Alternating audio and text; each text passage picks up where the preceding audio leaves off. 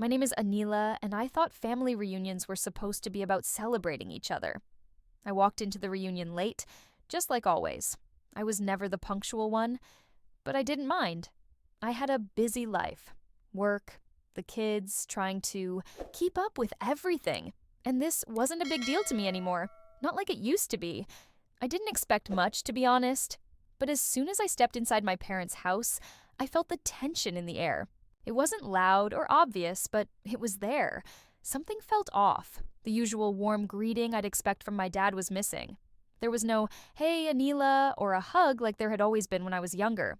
Instead, he was talking to my siblings, his back to me, already in the middle of a conversation. I placed the dish I brought on the counter and moved to join them. "Hey, everyone," I said, trying to sound upbeat. My dad turned around, his smile forced. "Oh, Anila. Glad you made it." He didn't get up to hug me. No smile in his eyes. Just a tired, distant look. My siblings were already sitting at the table, eyes avoiding mine. That was when I knew something was wrong. There was an awkwardness between us all, but this time, it felt heavier. Then, my dad cleared his throat, looking around at everyone. It felt like the moment had frozen in time. "I just want to say, I'm proud of all my kids," he started. "But of course, I've got a special mention this year." My heart dropped, and I could feel the sweat forming. At the back of my neck, I knew exactly what was coming. It wasn't a surprise. This had happened before, but this time, it was different. It felt sharper. He paused, eyes scanning the room before landing on me. Except the failure. I froze. Failure. I could feel the room go silent, like all eyes were now on me. My dad's voice cut through the tension again. "Anila, you've done nothing with your life. All the others have built something. But you're just there. A disappointment." The words stung harder than I could ever have imagined. I had braced myself for judgment over the years. But hearing those words, especially in front of everyone, it shattered something inside me. I looked around at my siblings, hoping one of them would speak up. But they just stared at their plates, their faces unreadable. My chest tightened, and the anger started to rise within me. I stood up, shaking. "I don't need this," I said, my voice cracking despite my best efforts to keep it steady. "I don't need to sit here and take this from you." Without another word, I turned and walked out of the room, hearing the whispers follow me, but not caring. I walked out of the house, my feet moving almost on their own. The sharp sting of my dad's words echoed in my head, the image of his disappointed face flashing in front of my eyes. Failure. I never expected it to hurt that much, but it did. I stood on the porch for a moment, letting the cool air hit my face, trying to steady my breath. I knew I had always felt like I wasn't quite enough for my dad, but hearing it so plainly, it crushed me. Growing up, I always tried to do the right thing. I worked hard, did what was expected of me, put my heart into everything. But somehow, it was never enough to earn his respect. No matter what I did, I was always the one who didn't measure up. I could feel my hands trembling as I reached for my phone. I stared at it, not sure whether to text anyone or just call my best friend Zara to unload. But I couldn't. I didn't want to speak to anyone. I didn't want to explain this feeling of inadequacy. I didn't want to admit that the one person I had tried so hard to impress, the one person whose approval I craved more than anything, had just made me feel like I was invisible. I stood there for what felt like hours, the weight of everything pressing down on me. Finally, I made up my mind. I couldn't go back inside. Not like this. Not with him. Not with anyone. I had to get out. I had to breathe. I turned and walked down the steps of my parents' house, heading toward my car parked at the end of the driveway. I didn't even care that I didn't have my jacket. I didn't care about the groceries still sitting on the counter. All I cared about was getting as far away from that house as possible. As I drove away, my mind raced. I couldn't believe what had just happened. I was an adult. I had a life of my own. Why did I let his words affect me this much? Why did it still matter so much to me? I thought about the countless times I had put my own dreams and desires aside to support my family, the late nights I spent helping them with their projects, the way I always stepped in when someone needed something, the sacrifices. And yet, in all those years, I had never once felt like I truly belonged. Not in this family. As I drove, I found myself heading to a familiar place. The small park where I used to go when I needed to think, when the weight of everything became too much. I parked by the lake and got out of the car, standing there for a moment, taking in the view. The silence of the park surrounded me, and for a moment, I felt like I could breathe again. The cool breeze ruffled my hair, and I hugged my arms around myself, looking out at the water. What was I doing with my life? I had spent so many years trying to prove myself to my father, trying to make him see me for who I truly was. I had done everything he asked, but it was never enough. And now, I realized, I couldn't keep chasing after his approval anymore. I needed to find my own way. I needed to find out who I was outside of the shadows of my family's expectations.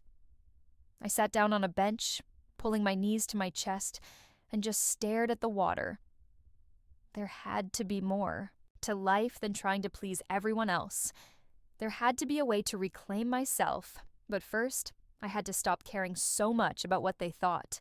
I had to stop living for them. As I sat there, the wind picking up and the water rippling in front of me, a strange clarity began to form in my mind. I was so tired of trying to please people who couldn't see the value I brought to the world. I was exhausted from carrying the weight of their expectations. I thought about how often I had tried to get my dad's attention, to prove that I was worthy of his pride.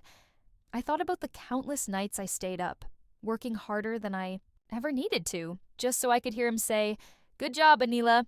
But all I ever got were empty words, and eventually, his disappointment. The anger began to burn inside me, a fire that started slow but grew stronger with every memory that surfaced. Why did I always feel like I wasn't enough? Why had I let his criticisms define me for so long? The more I thought about it, the clearer it became. I didn't need his approval. I didn't need anyone's approval. I got up from the bench and started pacing. My fingers clenched into fists at my sides as I thought about my siblings, about the way they never had to prove themselves like I did. They never had to beg for his attention. They were the golden children, the ones who could do no wrong. I was tired of being the one who always tried to fix everything, the one who kept things together, the one who was always trying to be the peacemaker, the helper, the one who kept showing up even when no one appreciated it. My phone buzzed in my pocket, breaking the silence. It was a text from Zara. "Where are you? I've been trying to call you. Talk to me." I read it and felt a surge of guilt. She would understand. She always did. Zara was the one person who knew everything about me, the real me. I didn't have to pretend when I was with her. I didn't have to explain myself.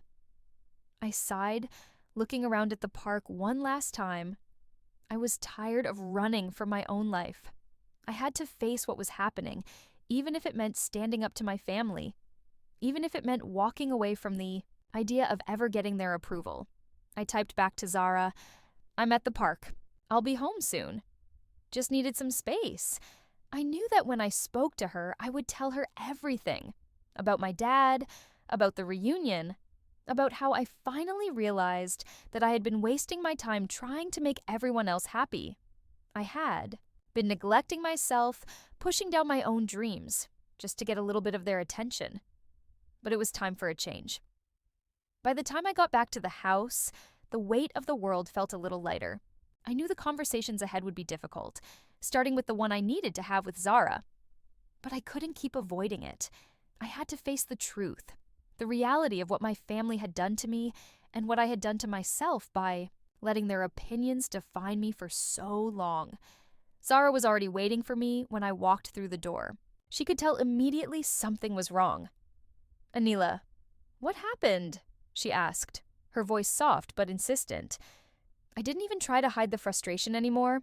I sank down onto the couch and buried my face in my hands. "It's the same old thing, Zara. I can't do it anymore. I can't keep trying to win their approval." She sat beside me, her presence always grounding, a quiet comfort. "I've known you your whole life, Anila. Why are you still trying to please them?" I looked at her, blinking back the tears that threatened to spill, because I thought if I just did more, if I kept pushing myself, I'd finally hear them say, "I'm proud of you." But every time I think I've earned it, it's like I fall short. And now I'm just so tired of it. Tired of giving everything I have and getting nothing in return. Zara nodded, understanding. But that's not your problem. It's theirs. You can't keep living your life to meet someone else's expectations, especially when it comes at the cost of your happiness. Your dad, he doesn't see you for who you really are, but that doesn't mean you're not worthy. Her words hit me like a punch in the gut. I'd spent my whole life believing that his approval was the key to everything. But as Zara spoke, something shifted inside me. I didn't need his approval. I had my own worth, my own strength. I had already proven that to myself, but the idea of walking away from this constant cycle, of saying no more to the invisible pressure they put on me, was harder than I thought it would be. The fear of rejection, of being the outcast, still haunted me. Zara reached out and squeezed my hand. "You're not the failure he called you, Anila. You're not a failure for wanting more. You're not a failure for living your own life.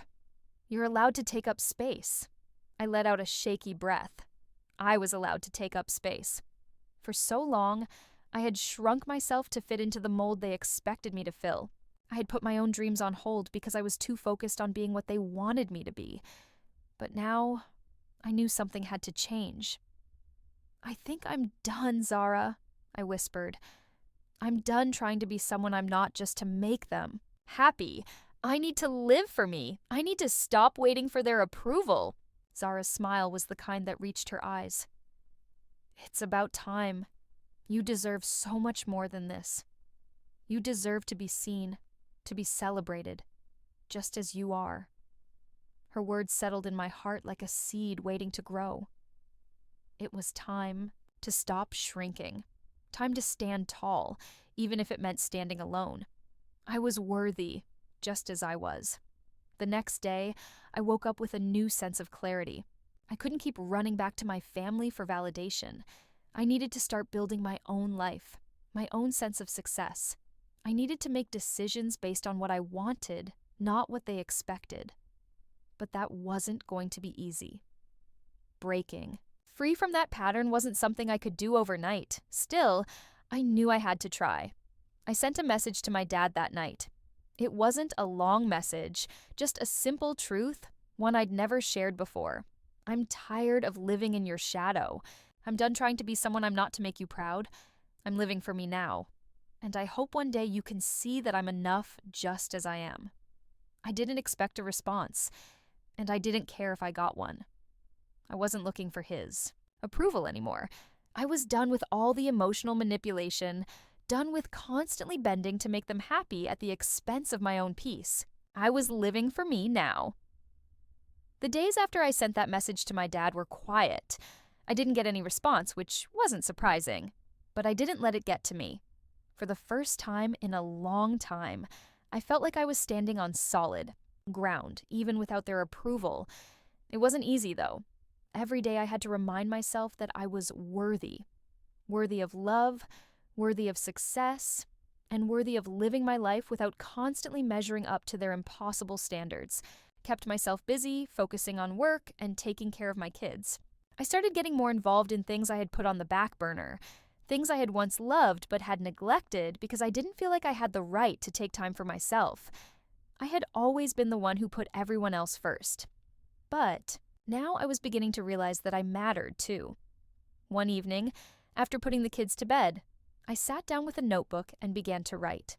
I made a list of things I wanted to do, things I had been too afraid to pursue. Writing it all down was freeing. It was a tangible reminder that my life was mine to create. And for the first time, I felt a glimmer of excitement instead of anxiety when thinking about the future. The next week, Zara invited me to a professional networking event for women entrepreneurs. It felt intimidating at first, but I knew I needed to push myself outside of my comfort zone. I hadn't realized how much I had been holding back out of fear of failure. I used to think that success was something that happened to other people, the confident ones, the ones who had everything figured out. But now, I was starting to realize that maybe I was one of those people too. Maybe I had everything it took, all along, When I arrived at the event, the first thing I noticed was how supportive and encouraging the women were. It wasn't like the competitive, judgmental environment I had once felt in corporate spaces. These women weren't trying to tear each other down. They were lifting each other up. There was something so inspiring about that energy. I realized I didn't have to fit into anyone else's mold to succeed. I could carve out my own space. I struck up a conversation with one of the women there, and it quickly turned into a meaningful discussion about business, growth, and personal development. By the end of the evening, she had invited me to join a mentorship program she ran, which focused on helping women build their businesses and careers. It was an offer I couldn't refuse. This was my chance to finally build something of my own. I left the event. My heart was racing, not from fear, but from excitement. This was the start of something new. This was the start of my life, the one I was going to build, not for anyone else's approval, but for my own happiness. I felt empowered. For the first time, I wasn't waiting for validation from anyone. I was validating myself. When I got home that night, I sat down with my kids who were playing in the living room. I watched them for a while, feeling that sense of peace I hadn't known in a long time. My decisions moving forward wouldn't just affect me, they would affect them too. I wanted them to see their mother as someone who was strong, independent, and unafraid to take risks. I wanted them to see that living for yourself didn't mean abandoning others.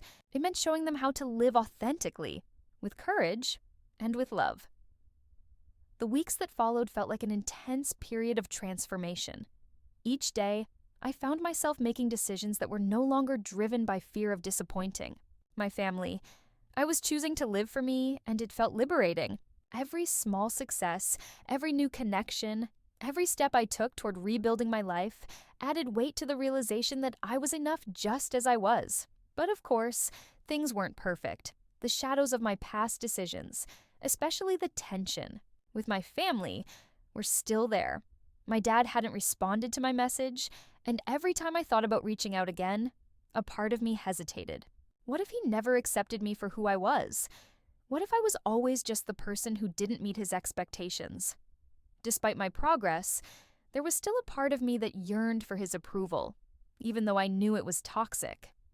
That's when Zara gave me the best advice I'd ever received. Don't keep going back to a well that's run dry, Anila. You don't need their approval to succeed. You already have everything you need. Her words echoed in my mind for days. The well had run dry. I had spent too many years trying to drink from something that could never give me what I needed. It was time to let go. And so, I did. A few weeks later, I found myself standing in front of my father's house again, my heart pounding. The old instincts, those old fears of rejection and judgment, were creeping back. But this time, I was standing tall. I wasn't here to beg for anything. I wasn't here to prove myself. I was here to simply have the conversation that I had been avoiding for so long. I knocked on the door, my palms sweating. He answered, his face still carrying the weight of the years between us. The air between us felt charged with so much unsaid, but I was done hiding. "Anila," he said, his voice flat. "What are you doing here?" "I need to talk," I said, my voice steady. "It's time we had a real conversation. About me. About us." I walked past him into the house, not waiting for an invitation. I wasn't asking for permission anymore. We sat down at the kitchen table, the silence stretching for longer than I wanted. I was the first to break it. "Dad, I've spent my whole life trying to make you proud, trying to fit into a mold that wasn't mine, but I'm done doing that. I'm not the failure you've always seen me as. I'm not going to keep proving my worth to you, to anyone. I have a life of my own now, and I'm proud of what I've built." His expression remained unreadable, but I could see the flicker of something in his eyes. It wasn't approval, but it was something else. Acknowledgement. "I've been scared, Dad. Scared of losing you, scared of disappointing you. But I can't keep living in that fear. I've finally started to live for me, and I need you to know that I'm okay, even if you don't agree with the choices I've made." The silence between us wasn't as heavy as before, but it wasn't easy. He finally spoke, his voice quieter now. I I don't know how to fix things. I've never been good at that. But I didn't mean to make you feel like you weren't. Enough. I don't want to lose you either, Anila. I felt my heart soften. Just a little. Maybe this wasn't going to be an instant fix. But this was a start. For the first time, I felt like we were speaking on the same level. Like we were both trying to bridge the gap between us. And for me, that was enough. I don't need your approval, Dad, I said, my voice calm but firm. But I need you to see me. Really see me. I'm not the person you wanted me to be. But I'm exactly who I need to be. He nodded slowly, a long pause between us before he spoke again. I'll try, Anila. I'll try to see you. It wasn't perfect. It wasn't a grand reconciliation. But it was something. And that was more than I had ever expected. As I walked out of my dad's house that day, I felt a shift inside me. A weight I hadn't realized was there had lifted. I wasn't carrying the burden of their expectations anymore. I had built my life on my terms, and while I knew it wouldn't be easy, I was finally ready to embrace it fully. The road ahead wasn't clear, but I was done waiting for permission to live my life. I was finally choosing me. It's funny, the things you learn about yourself when you stop trying to be who everyone else wants you to be. A few months after my conversation with my dad, I was sitting at my desk at work, drafting a proposal for a new client. The stress of my old life, constantly seeking approval, constantly bending to someone else's expectations, felt so far away now. I looked at the proposal, smiled, and realized something. I was happy. Not because everything was perfect, but because I was doing it for me. The moment I had left my father's house after that conversation, something had shifted inside me. I had walked out knowing I wasn't just going to accept their narrative of who I was anymore. I had created my own story. I was proud of what I'd achieved and the person I had become. Over the next few weeks, things slowly started to change. With my family, my dad started making an effort. It wasn't easy. It wasn't perfect, but I could tell he was trying. And that was enough for me. It wasn't about seeking his approval anymore. It was about me knowing that I didn't need anyone's validation to be worthy. One evening, Michael, the kids, and I sat down to dinner, and I looked around the table. I was enough. I didn't need to prove that to anyone. Not anymore. My kids were happy, healthy, and thriving, and I was showing them what it meant to live authentically, to be proud of who you are, no matter what anyone else says. Later that week, my dad invited me over. This time, he greeted me at the door with a hug. Not an apology, but something deeper, an acknowledgement. We didn't talk much about the past. It wasn't necessary anymore. He was starting to see me, the real me. And that, I realized, was all I needed. Things didn't magically fix themselves, and the road ahead wasn't free of bumps. But I had something I had never had before. Peace. Peace with who I was. Peace with the decisions I had made. Peace with my own worth. And that was enough.